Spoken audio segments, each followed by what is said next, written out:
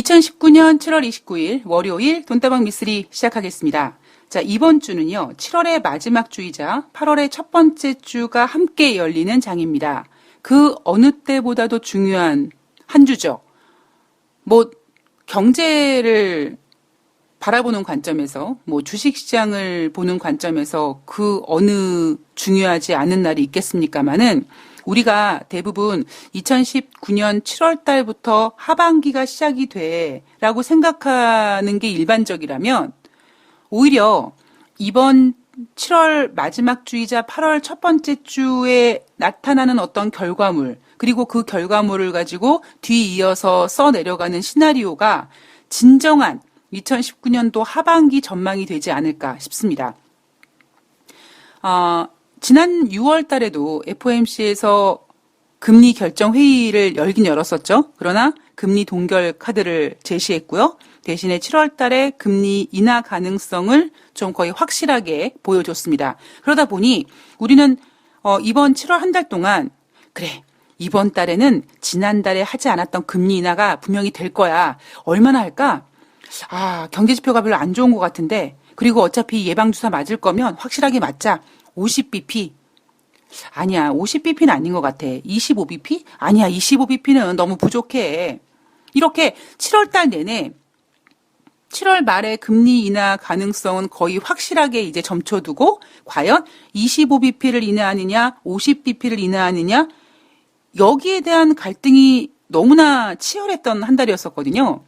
자, 시간이 지나가면서 이제 냉정을 찾고, 야, 그동안 미국이 그렇게 경기가 좋다고 했을 때도 한꺼번에 금리를 50bp를 인상해 본 적이 없는데, 지금 미국 경기가 안 좋은 것도 아니고 갑자기 그렇게 50bp 인하할 필요가 있겠냐? 야, 우리 그러진 말자. 이런 뭔가 시장의 흥분을 50bp 금리 인하를 요구하는 투자자들한테 토닥토닥 해주는 한 주가 바로 지난주였습니다.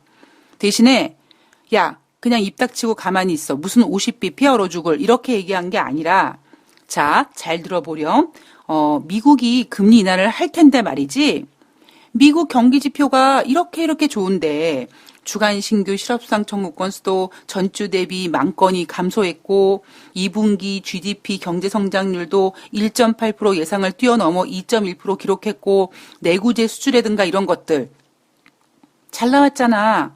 물론 지난주에 죽 썼던 지표 중에 제조 PMI 지표가 기준선인 50.0이 되면서 불안하긴 하지만 이건 미국이 금리 인하 조금만 하면 제조업이 활성화될 거야. 즉 50bp 금리 인하를 원하는 투자자들에게 시장은 봐봐, 미국 경기 지표 나쁘지 않지? 야, 50bp까지 인하할 건 아니야. 미국 아직 살아있어. 그러니까 25bp에 만족해. 이런 것들을 증명해주는 한 주였었거든요. 자, 그런데요. 인간은요. 뭔가 그렇게 쉽게 포기하지 못합니다. 그죠? 아니, 할 수 있을 것 같은데 왜 안 하지? 뭐 때문에 안 하는 거야? 이런 생각을 하면서 쉽게 50bp 인하에 대한 그 미련을 내려놓지 못합니다. 그래서 50bp 인하는 그래, 아니야, 알았어. 미국 경제 좋으니까 한꺼번에 50bp 금리 인하 안 하는 거는 오케이, 알았어. 그런데 나 만족하지 못할 것 같아. 이런 의견들. 지금 여러분 시장에서 가장 걱정하는 게 뭐냐면요. 7월 말에 미국이 금리 인하 25bp 한 다음에 50bp도 못하는 주제에 그리고 실망 매물이 쏟아져 나올까 봐 이거 지금 걱정하고 있거든요. 그래서 저는 이번 주에 원고를 이번 주 이제 무엇을 체크하고 여러분들에게 무엇을 이제 전달할지 그 원고를 준비하면서 드는 생각은 야, 인간은 이렇게 새로운 희망을 또 제공하는구나 라는 생각이 들었습니다. 이번 주는 이럴 가능성이 커요. 50bp는 인하하지 않을 거야. 25bp 인하할 거야. 자, 지난주에 아무리 미국 경제지표 좋은 거를 들이대고 50bp 금리 인하할 필요 없다라고 설명했지만 50bp를 기다리고 있는 투자자들은 그렇게 쉽게 포기하지 못할 것 같으니 이번 주에는요. 야, 일단 7월 달에 25bp 인하하고 다음에 할 거야. 이걸로 위로해 줄 가능성이 높습니다. 저는 조심스럽게 이번 주에 기관들이 좀 매수해주지 않을까, 뭐 그런 생각을 해봤거든요. 왜냐하면 일단, 예, 지난번에 7월달 주중에 미국 다우지수는 27,000포인트 넘게 올라갔지만 대한민국 증시는 지금 2,100포인트를 내려놓고 2,060포인트까지 내려왔습니다. 그 이유는 외국인들은 사주는데 기관놈들이 팔아 제꼈기 때문이고요. 그런데 그렇다면 지금 기관은 현금을 가지고 있죠. 그리고 지금 가격대가 2,100포인트 아래이다 보니 이번 주에는 뭐 윈도우 드레싱 효과니 FOMC에서 금리를 인하하니 거기에 대한 하반기 경기 뭐 어떤 부양 기대감 그리고 실적 같은 경우에도 2분기 실적은 안 좋았지만 뭐 3분기부터 이제 금리 인하 효과가 나타나서 반등할 수 있는 이런 기대감 이런 것 때문에 8월 달에 기대감 뿜뿜 뭐 이런 거 제시하면서 충분히 매수해 줄 수 있는 지금 상황이라고 보고 있거든요. 물론 일각에서는 뭐 8월달 위기설이라든가 이 8월달 위기설 같은 경우에는 2008년도 미국발 금융위기를 좀 생각하면서 나온 얘기인 것 같습니다. 그리고 지난주 금요일 날 미국 증시가 2분기 GDP가 시장 전망치인 1.8%, 1.9%보다 잘 나왔기 때문에 그래서 2.1%가 나오다 보니 미국 증시가 상승했고 그래서 오늘 우리나라 증시는 빨갛게 시작될 가능성이 높겠죠. 그리고 2100포인트를 회복할 수 있는 아마 그런 시간으로 가질 가능성도 없지 않아 있습니다. 미쓰리가 이런 얘기 드렸죠. 미쓰리 생각에는 7월 말에 2100포인트 아래에서 끝날 거예요. 그런 생각을 가지고 있습니다. 근데 여러분께서는 아마 신기하셨을 거예요. 아니, 제가 그런 2100포인트 아래서 끝날 거라는 거를 제시해 드렸을 때 우리나라 코스피 증시가 2100포인트 이상이었었거든요. 그러면 그래 미쓰리는 어떤 증시를 좀 조심스럽게 보는 관점을 가지고 있으니까 증시가 2100포인트 이탈할 거고 아마 안 좋게 보나 보다. 그러면 왜 안 좋게 보는데 뭐 예를 들면 2000포인트까지 내려올 수 있어요. 뭐 아니면 2000포인트 깨질 수 있어요. 라고 전망하지 않고 그렇게 2100포인트 아래서 끝날 것 같다. 라는 제시를 왜 할까? 왜 했을까? 아마 궁금해 하신 분들이 계실 텐데 제가 이제 그런 생각을 했던 이유는 어떻게 해서든지 이제 미국의 금리 인하가 결정이 되면 시장에서는 한 번의 금리 인하로 만족하지 않고 또 한 번 혹은 두 번의 금리 인하 가능성 카드를 바로 제시할 겁니다. 그래서 저는 이번 주에 조심스럽게 반등을 예상하고 있고요. 그러면 오늘과 내일과 모레 31일, 그러면 3일 동안 한 40포인트 정도 상승해 주면 되는데 40포인트까지의 상승은 너무 무리가 있고요. 그래서 저는 2100포인트 아래서 끝나지 않을까라는 것이 저의 전망입니다. 어쨌든 간에 7월달 썸머 랠리는 물 건너갔습니다. 8월달 지금 증권사들이 증시 전망을 내놓지 못하고 있어요. 어렵죠. 상당히 어렵습니다. 긍정적인 시나리오를 써놓자니 뭐라 그럴까요? 지뢰가 많아요. 어디서 뻥뻥 터질지 모르는 지뢰가 많고요. 그 지뢰들을 아무리 우리가 알고 있는 악재는 더 이상 악재가 아닙니다라고 넘어가려고 했지만 쉽지가 않죠. 자, 이번 주에 정말 여러분들 중요한 한 주가 될 것 같습니다. 자, 이번 주 증시를 체크하기 전에요. 주말에 나온 이야기들, 이 주말에 나왔던 이야기들이 이제 앞으로 이슈들을 계속 건드려야 될 부분이기 때문에 하나씩 먼저 좀 굵직한 내용들을 생각해 보면, 자, 똥도 서서 쌀 것 같은 강경한 입장을 가지고 있는 보리스 존슨, 영국을 위대하게 하겠다라고 했습니다. 이 보리스 존슨은요, 머리가 뇌랗더라고요. 트럼프 대통령도 머리가 노랗죠. 그래서 영국의 트럼프라고 불리우고요. 그리고 단순히 머리가 노란 것뿐만 아니라 어떤 그 발언들이 상당히 강합니다. 그 강한 발언들 때문에 이 보리스 존슨은 영국의 트럼프라고 불리우는 사람인데요. 이 사람이 취임 첫날 강요 17명을 브렉시트 지지자로 다 갈아치워버렸습니다. 전체 내각 구성원의 70%에 해당하는 그 강요들을 다 브렉시트를 지지하는 인물로 갈아치웠는데, 이거는요, 앞서도 제가 이 영국 문제를 쭉 풀어드리면서도 말씀드렸지만, 보리스 존슨이 물갈이를 했다라기보다 그 강요 임원들이 나 보리스 존슨이랑 같이 일 못하겠어. 그래서 알아서 미리 사임한 경우가 많죠.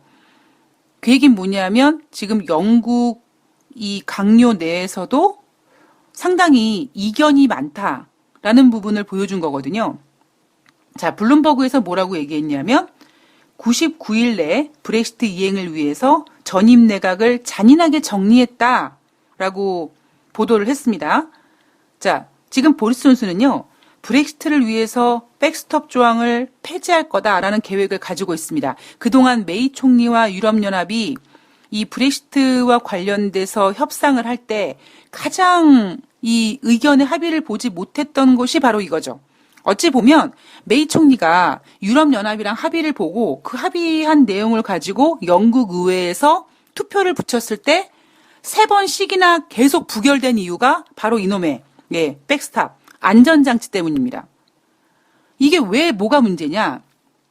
자, 영국이 유럽연합을 탈퇴한 다음에 영국 땅인 북아일랜드와 유럽연합 땅인 아일랜드, 자, 이 두 나라 사이에 국경을 차단하고 통행 절차 강화하고, 즉 입국 절차를 심화시키겠다는 거 아니겠습니까? 영국이 유럽연합 안에 포함됐다면 같은 구성원 내 같은 유로존이라는 조직 내에서 그냥 자유롭게 국경을 왔다 갔다 했지만, 이제 영국이 유럽연합과 이혼한 사이에서 마치 이런 거잖아요. 비유가 웃길지 모르겠습니다만, 제가 결혼을 해서 남편이랑 이제 이혼을 했어요. 이혼을 했는데 남편이 다른 여자와 이제 재혼을 했어요. 근데 제가 그냥 그 집에 들어가서 문 열고 삐삐삐삐 문 열고 들어가서 그냥 왔다 갔다 하는 거예요. 예. 이게 약간 비유가 조금 안 맞을 수 있지만 영국 내에서 지금 이 백스탑에 대해서 상당히 불쾌하게 생각하는 이유가 약간 이런 느낌이라는 거죠. 아니, 헤어졌으면 깔끔하게 헤어지는 거지. 왜 저렇게 뭐야 이거 이런 식으로. 아니, 이혼했으면 그 집에 발을 디디면 안 되는데 저는 자꾸 그 집에 가서 문 열고 들락날락합니다. 그것처럼 영국이 유럽연합을 탈퇴했는데 영국의 땅 북아일랜드와 유럽연합의 땅 아일랜드 사이의 국경에서 왔다 갔다 편하게 할 수는 없는 거잖아요. 딱 선이 그어져야 되는 거 아니겠습니까? 근데 그렇게 되면 안 되니까 어떤 정치적인 상황이라든가 여러 가지 상황이 복잡한 상황이 있기 때문에 그러지 말고 영국이 유럽연합에서 탈퇴는 하되 대신에 유럽연합 관세 동맹에는 당분간 좀 남아있게 하자. 이게 바로 백스탑이거든요.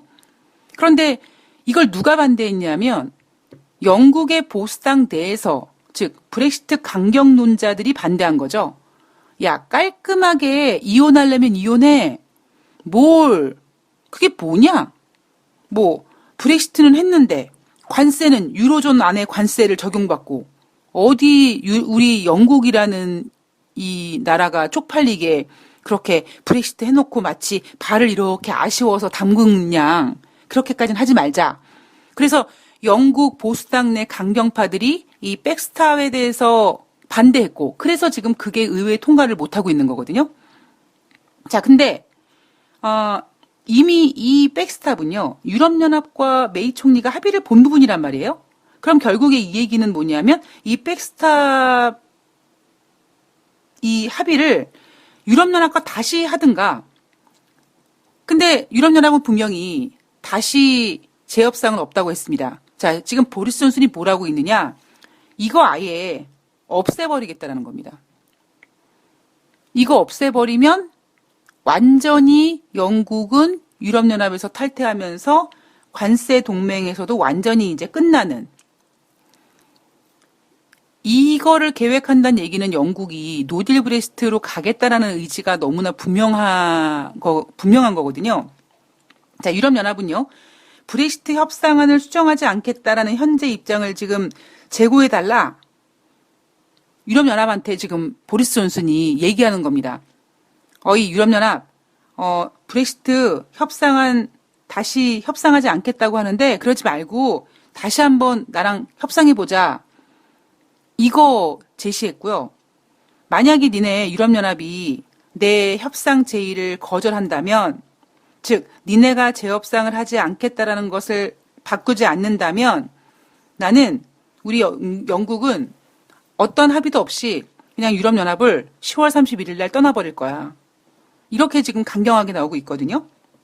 자, 유럽연합에서는 노딜 브레스트는 유럽연합의 선택이 아니다. 자, 노딜 브레스트가 만약에 됐을 때 영국 경제가 안 좋거나 증시가 만약에 하락했을 때 이건 다 누구 때문이다? 영국 때문이다라는 거죠. 예. 노딜 브레스트는 유럽연합이 선택한 게 아니라 영국이 선택한 것이다라고 지금 노딜 브레스트를 앞두고 책임을 전가하고 있습니다. 자, 우리 유럽연합은 보리스 존슨의 노딜 계획을 우선순위에 두고 대비해야 된다. 자, 저 영국의 트럼프라고 불리우는 보리스 존슨이 아무리 봐도 제 웬만큼에서는 그 곤조를 안 버릴 것 같아. 제 노딜 브레스트 할 것 같아. 자, 우리 유럽연합 준비하자. 이러고 있는 거죠. 자, 노딜을 우리 유럽연합이 선호하지는 않지만 만약에 영국이 노딜 브레스트를 강행한다면 막지는 않을래. 자, 이런 내용이 주말에 나왔습니다. 이 참 안타까운 게 보리스 존슨이 만약에 2016년도에 6월 23일 날 영국 국민 투표를 해서 브렉시트가 가결됐을 때 그때 만약에 총리가 됐다면 아마 영국은 브렉시트가 이미 됐겠죠. 그런데 메이 총리가, 즉 나는 브렉시트를 좋아하지 않는데 국민들이 브렉시트를 선택했기 때문에 국민을 대표하는 나는 내 생각을 접고 브렉시트를 진행했어. 그러니까 3년 동안에 어려웠던 부분이 많거든요. 근데 지금 이 보리스 존슨은 노딜 브레스트에 대한 우려감을 집어치우고 나는 무조건 할 거야 라는 강경적인 지금 태세로 나오다 보니 시장에서는요, 유럽연합에서는 아이고 저 새끼 저거 보리스 존슨 저 새끼 저거 노딜 브레스트 할 거야 라고 지금 완전히 인식하고 있는 거죠. 자, 보리스 존슨은 많은 사람들이 생각하는 것보다 영국이 노딜 브렉시트의 준비를 잘 하고 있다라고 얘기하고 있습니다. 영국 예산 책임처 보고서를 보면요. 노딜 브렉시트로 인해서 영국과 유럽연합 간 교육 시 4% 관세를 적용한다면 내년 말, 2020년 말 경제 규모가 2% 축소될 것이다. 즉 영국 경제 성장이 마이너스 2%로 역성장할 것이다. 라는 우려를 지금 보여주고 있고요. 보리스 존슨은 아니야. 우리 영국 준비 잘 되고 있어라고 하고 있습니다. 저는 뭐 개인적으로 이 영국이 이렇게 노딜 브렉시트 강행한다고 했을 때 미쓰리가 맨 처음에는 그냥 어떻게든지 엉덩이 비비고 좀 남아 있었으면 좋겠는데 그리고 지금 영국 내에서도 야당을 비롯해서 의견들이 제2국민 투표를 좀 진행하자 이런 의견도 있지 않습니까? 근데 보리스 존슨이 이렇게까지 나온다. 그러면 제일 좋은 방법이 뭐라고요? 한번 겪어보게 하는 거예요.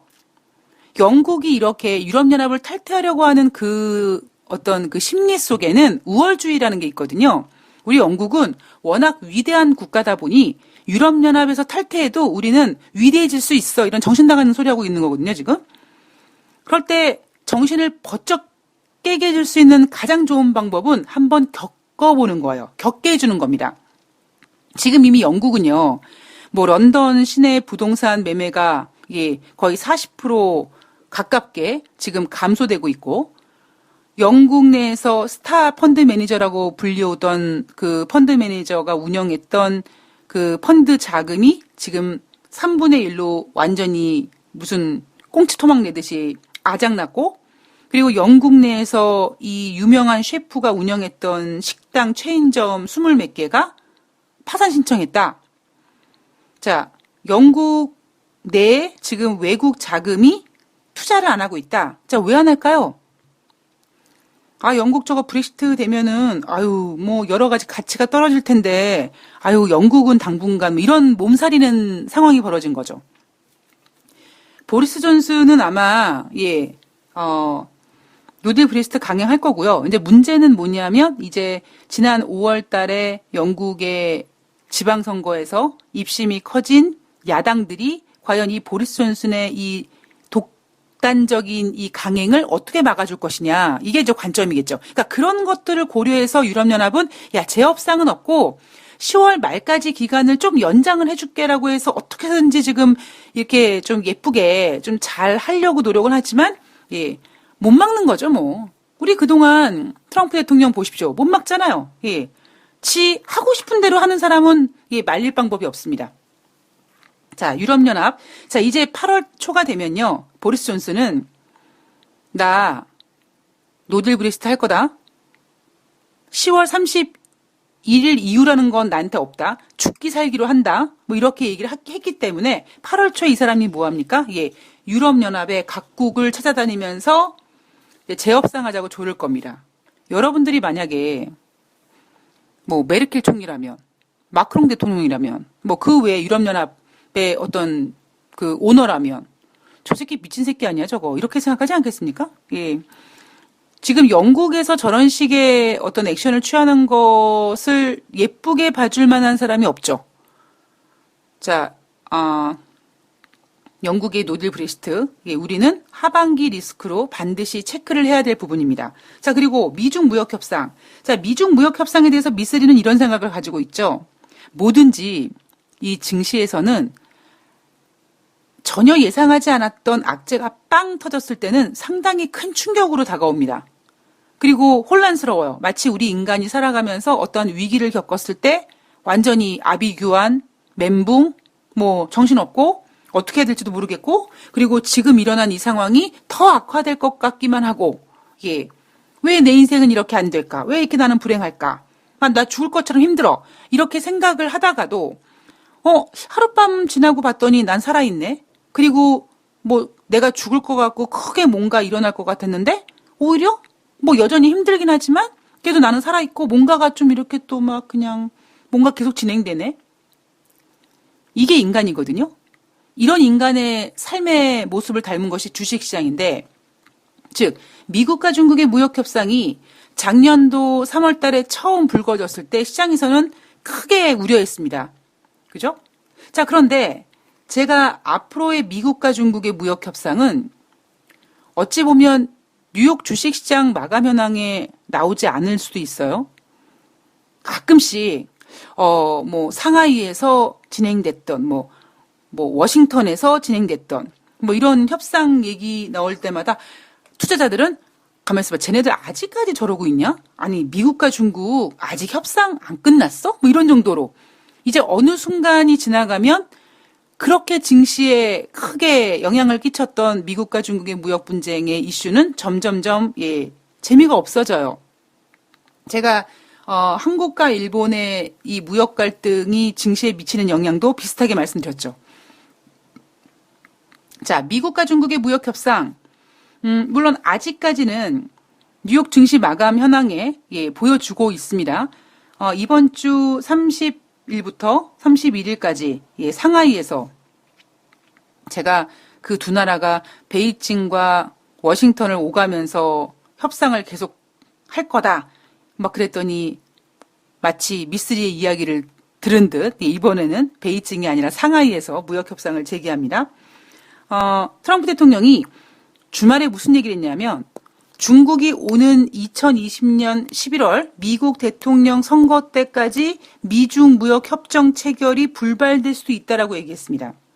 자, 누구랑 얘기했냐면 백악관 기자들과 얘기했거든요. 자, 중국은 미국 대선까지 14개월에서 15개월 남은 기간 동안 기다리자고 할 수 있을 것이다라고 얘기했습니다.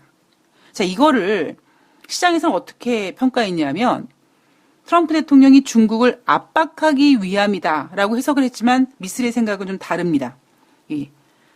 자, 2부에서 트럼프 대통령이 과연 이 얘기를 왜 했는지에 대한 제 생각을 전해드릴 거고요. 그리고 중국이 지난번 오사카 회담 이후에 수백만 톤의 미국산 대두를 들여왔다라는 소식이 나왔습니다. 자, 여기에 대한 또 그 미쓰리의 생각을 전해드릴 거고요. 그리고 오늘부터 8월 2일까지 우리 투자자분들께서 체크해야 될 것들, 일정들 2부에서 계속 이야기 이어가 보도록 하겠습니다. 2부에서 뵐게요.